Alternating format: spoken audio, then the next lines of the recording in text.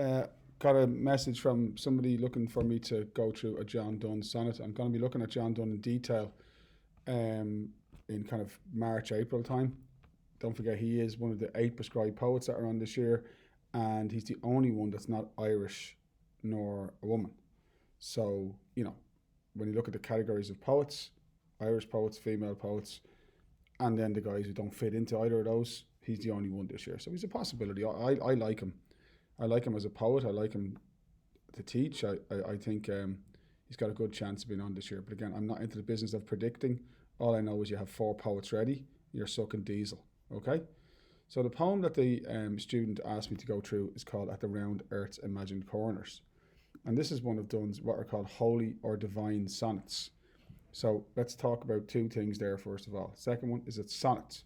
Donne was a technical writer, very much aware of form and craft, and he wrote these particular poems in the sonnet form. 14 lines written in iambic pentameter, which means approximately 10 syllabic beats per line. So, at the round earth's imagined corners blow your trumpets, angels, and arise, arise. Okay, so 10 syllabic beats, so 5 pairs of iambs. If you want to know what that means, well, look it up. It's not hard, but basically there's a lovely rhythm. There's a lovely rhyming scheme. Blow, arise, infinities, go, overthrow, tyrannies, eyes, woe. So you see it's going A, B, A, B, A, B. And then when you get, that's in the first 8 lines, which is called an octet.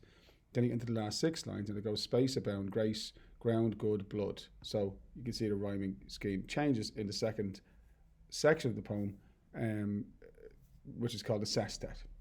So look, this is, as I said, one of his holy or divine sonnets. John Donne was a very, very complicated man. I've recently finished reading a book about his life, and he was in many ways not a very pleasant individual. But what you need to know about this poem is that by this stage of his life, he wrote this in kind of middle age. He was going through a very difficult stage of his life, living in poverty, feeling frustrated with failure, and his faith became really, really, really important to him. And in this poem, he is thinking about his relationship with God, and he's thinking about all of the things he's done wrong, and he's worried about what's going to happen to him. And don't forget, if you are somebody with a deep religious faith, especially at the time that Donne was writing this poem, he wrote these poems somewhere between 1608 and 1612. Then the idea of your soul going to hell. Think about Macbeth and talking about his eternal jewel, given to man's eternal enemy. Like, this is not a theory, this is reality. So here Donne is imagining the rapture. He's imagining Judgment Day, the end of the world. And we have one of his very typical paradoxes in the opening line, at the round earth's imagined corners. Donne is what, again, just to be clear, he never used this word himself to describe his work, but later people have called him a metaphysical poet. Now, I hate that word. I actually hate it. And I think it's bullshit to often categorize artists and, especially people like Donne who wrote over a long period of time. But look, metaphysical means Donne was a highly imaginative writer. His poetry was filled with really vivid, kind of out there imagery, and he loved playing with words. So a paradox is something which, shouldn't make sense. So how can something be round and have corners? Straight away, you get into that metaphysical sense of great imagination in Donne's work. Let's have a look here. At the round earth's imagined corners, blow your trumpets, angels, and arise, arise from death, you numberless infinities of souls, and to your scattered bodies go, all whom the flood did and the fire shall o'erthrow, all whom war, dearth, age, agues, tyrannies, despair, law, chance had slain, and you whose eyes shall behold God and never taste death's woes. It's extraordinarily vivid. It's cinematic in quality, the description there. Cinematic.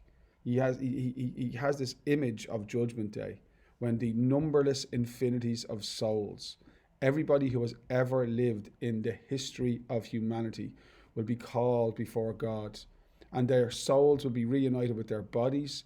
And then he lists all of the ways people could die. The flood is a biblical allusion, a reference to Noah's famous flood. Fire. Then you have war, dearth, age, agues, tyrannies. War, people die in war. Dearth means poverty. Age, well, we know what that means. Ague is illness, disease. Tyrannies is to be killed by a government. And then you have these ones: despair, law, and chance. Despair is suicide. Law is execution. Chance is accident. So he's just imagining. This list creates this, as I said a moment ago, cinematic vision of these hordes of spirits rising up, being reunited with their bodies. People who died, all through the ages, in all sorts of different circumstances, and they will all be brought towards God.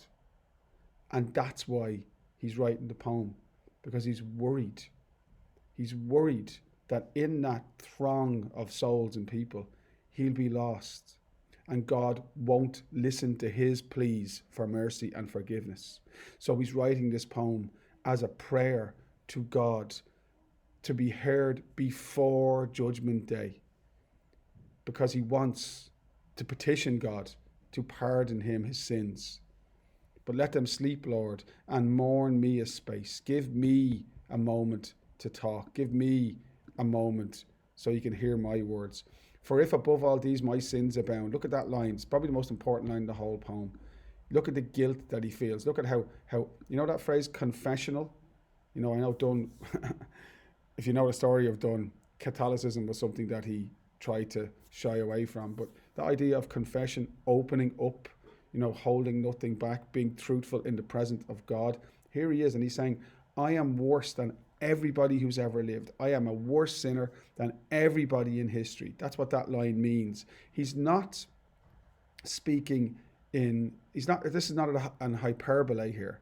He feels that he is an utter failure, that he has failed to live up to the expectations of behavior and morality that God has for him. And so he asks God for forgiveness. 'Tis late to ask abundance of thy grace when we are there. Here on this lowly ground, teach me how to repent. The rhyming couplet that finishes the poem is outstanding. Here on this holy ground, teach me how to repent, for that's as good as if thou had sealed my pardon with thy blood. And there's a reference there, of course, to the crucifixion. And what he's saying is, please listen to me now. Teach me to be a better man. Help me to change my ways. And if you can do that, well, Jeannie Mac, that's like you died on the cross for me. So there we have a person, and again, we talked about this with Kavanagh as well. You don't have to be in any way religious to get that. I absolutely get that. I fail every day. I fail to live up to the standards I think I should have. And every day I feel guilt for my failure, and I want to be a better person. And I desperately want to improve the way I, conduct my life. And that's a normal human thing. Very few people couldn't say, yeah, that's me. I'm aware of my failings. Very few of us have the wondrous and magical capacity to express it with the beauty that John Donne does here. So what he's saying in this poem, to finish it off, is, God, please forgive me my sins. Why is it notable in terms of style? It's a sonnet. It's written in the Petrarchan form, so an octave followed by a sestet. It's got a beautiful rhyming scheme, gorgeous meter, so it flows, and it's got very vivid, striking, metaphysical imagery, even including the paradox at the beginning. So there you go. The question was asked, and now it's answered.